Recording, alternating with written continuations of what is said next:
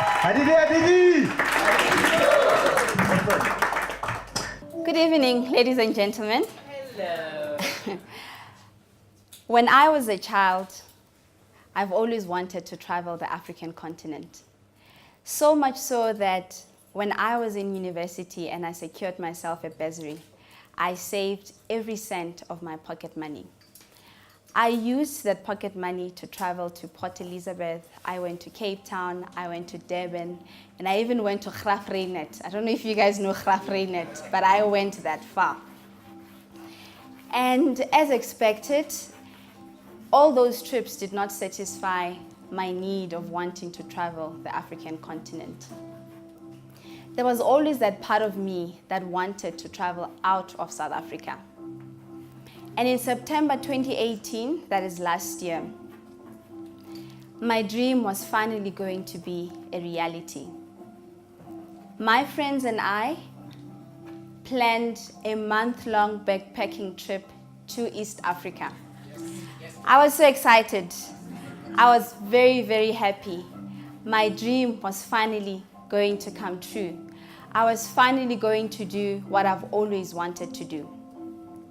For the trip, we were going to fly from Johannesburg to Uganda, and by road transport, because it's a backpacking trip, we were going to go to the major cities of Uganda, Kenya, and Tanzania. The best part of this trip was that we were going to conclude it in Zanzibar. In Zanzibar, guys. I was thinking to myself, man, I am going to swim in the clear waters of Zanzibar, and I'm going to sip cocktails by the beach while watching the sunset. I was so happy. In preparation for the trip, I went and borrowed a hiking bag from a friend, and I got all the necessary vaccinations required for all the countries that I was going to visit. I even made a short left at Mr. Price. I went to buy shorts, and I got myself a bikini. But by the time I left for the trip, I had 3 bikinis. So it was 1 bikini for each day I was gonna go to the beach. There was no way I was going to many pictures on different days with the same bikini. That I was at the beach on different days. So on the 13th of December 2018, we flew from Uganda. Then we flew from Johannesburg to Nairobi to catch our connecting flight to Uganda. That leg of the trip had its own drama. When we got to Nairobi, some of my friends missed their flight to Uganda. But after a few hours of negotiating with Kenyan Airways, we finally all got into and we went to Uganda. When we got to Uganda, you'd think the drama would be over. We soon realized that we actually left our bags in Nairobi. Apparently the bags never got into the plane.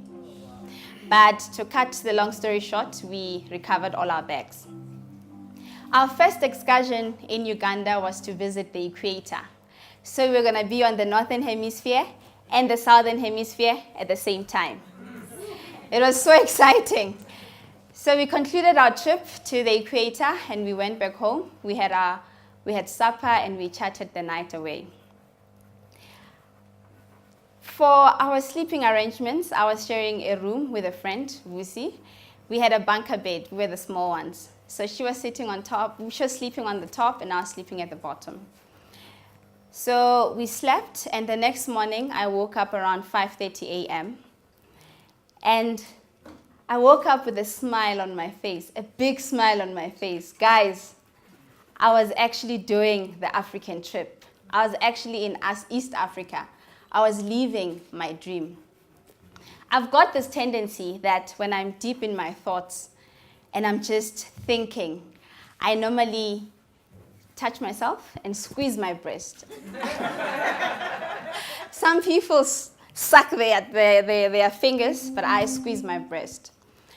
At that moment when I squeezed my breast, I felt a huge lump in my breast. And at that moment, my world froze, my mind, I started to wonder. My excitement vanished. I thought to myself, was this the end of me? Was this the end of my life just when I was starting to live my dream? Was this the last moment in my life where I get to experience authentic African living before I start my chemotherapy? That day, we were scheduled to go visit the Nile River and Lake Victoria. But along the way, we made a detour to Mabira Environmental Forest. Mabira Environmental Forest is a beautiful forest that is protected, and it is apparently responsible for the fertility of the community living around that forest. According to our guide, 75% of the families in that community have twins. And as we walked through the forest, we were crossing streams of water, we were climbing over logs, stepping on them, and everybody was just excited. I felt all alone. Although I took part in selfies, I had to play the part. So I took selfies, but I felt all alone. I found myself in a dilemma. I wondered to myself, do I take the next flight out and go back home, or do I stick it out? It was a month-long trip, so it was just our third day, so we had about 15 or so days to go. So if I stayed, that meant 15 days of ruining people's trip.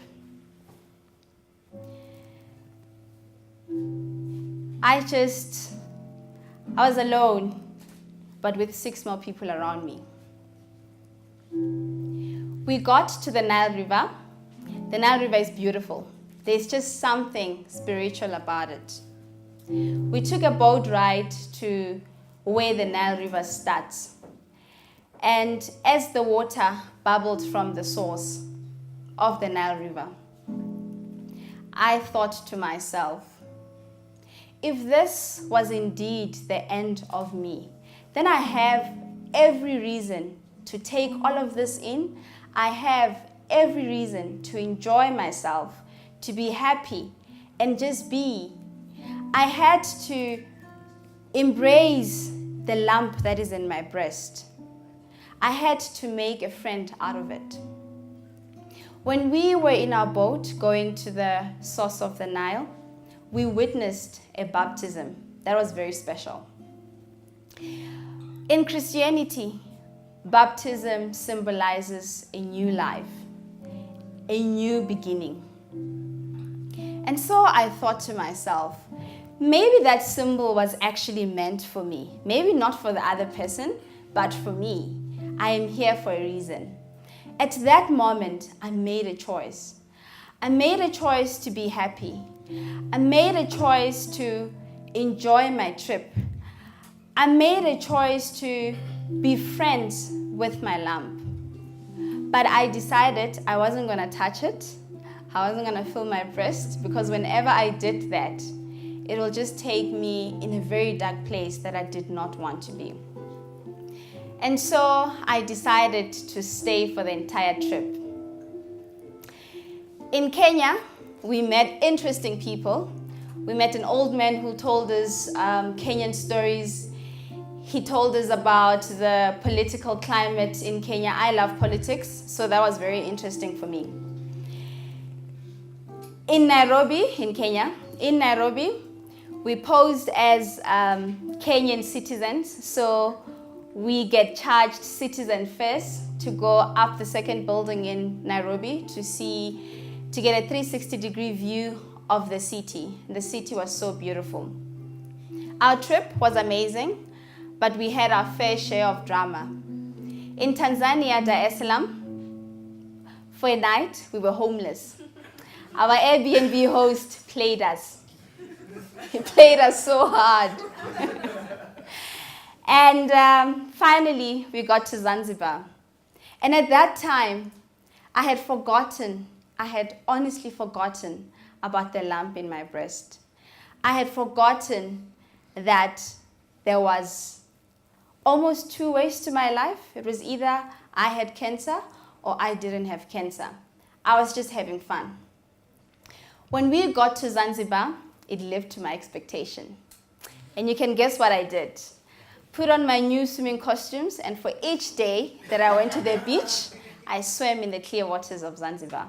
And I also got to sip cocktails at the beach while watching the sunset. I was the first to exit the trip because I had work arrangements. I landed in Johannesburg at around 2 a.m. and the drama had not ended. I lost my earrings. So I think OR Tambo officials stole my earrings. They were just 30 rands, but they held a very special place in my heart because they reminded me of a time where I found myself at a crossroad, where I had to decide if whether I come back home or I stay and enjoy myself on a trip that I've always wanted to do. I mean, if I was going to die, I was never going to experience that. But if I was going to leave, I was given a chance to experience even more of that. At 2 a.m. when I landed, my boyfriend Chris said to me, "As soon as the sun rises, we are going straight to the doctor." But at that time, I had made a decision. At that time, I had decided that whatever the doctor's outcome, it really won't bother me. It really won't bother me because I'm going to live my best life. When I got to the doctor's room and he checked my breast, they put this, I don't know what they call it, you know that thing they put on the stomach when they check the son, I don't know what they call it. So he was doing all of that on my breast, and he's like, "It's not just one lump, it's actually two." That broke my heart. But I had made a decision at the Nile River. I had made the decision to live my best life. And from that moment onwards, I live my best life. Right now, sitting in front of you, I'm living my best life. Thank you.